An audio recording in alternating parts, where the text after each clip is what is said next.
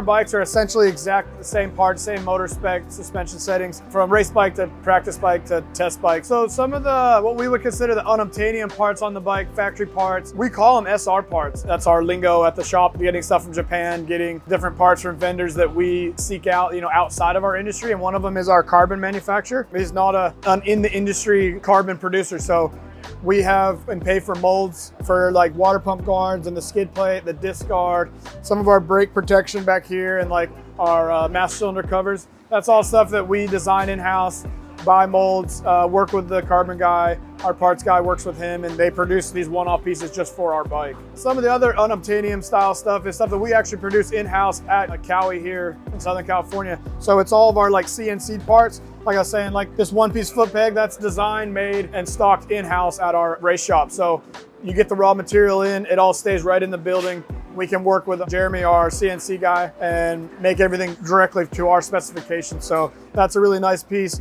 I mean, all these little engine plugs, a lot of the bolts come from Japan, but some of the tie that we want special to our needs as mechanics with different T-handles. So changing bolt head sizes, master cylinder cover caps with their numbers and the SR logos in them. He makes our whole shot device, the ring, the button. We source out all the material for that, brake line guides, just all little trinkets all over, all these drilled out washers and axle blocks, stuff like that. So there's just little pieces all over the bike that we decided to either make a little bit beefier or that we need special to our racing needs. A couple of really, really cool pieces, obviously, is the factory Showa suspension.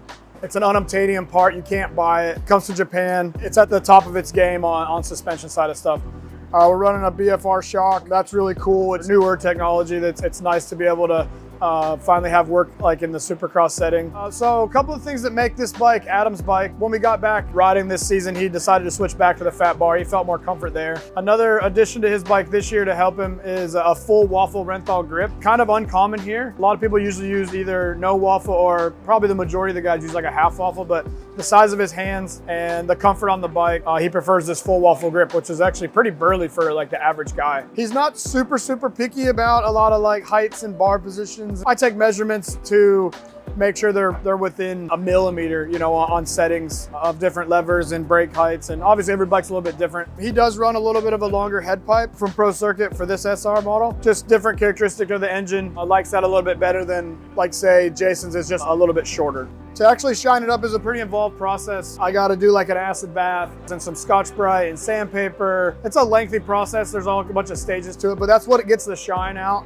And that's kind of how you see the shine here and on the brake pedal. We actually use these little like rock tumblers for all the titanium. They come pretty shiny from just from machining, but when you throw them in there with a little bit of polish, it'll bring that shine out to kind of match the frame. So all this is done by hand, and any of like the little bits, like even these master cylinders and calipers, those are putting like a bigger tumbler. So, and then the bolts are all kind of tumbled as one big unit, and I'll tumble them for like a day or so. Just let them kind of roll around in there, just get it shining. The media that we use doesn't take any of the edges off or deteriorate the part at all. It just puts a nice shine on it. One of my favorite things is that it's tailored just to Adam. So basically 99% of the world would get on this thing, and I'm not gonna say they would hate it, but it's tailored just for Adam. All right, so there you have it. That's a quick look around our super trick Kawasaki KX450sr.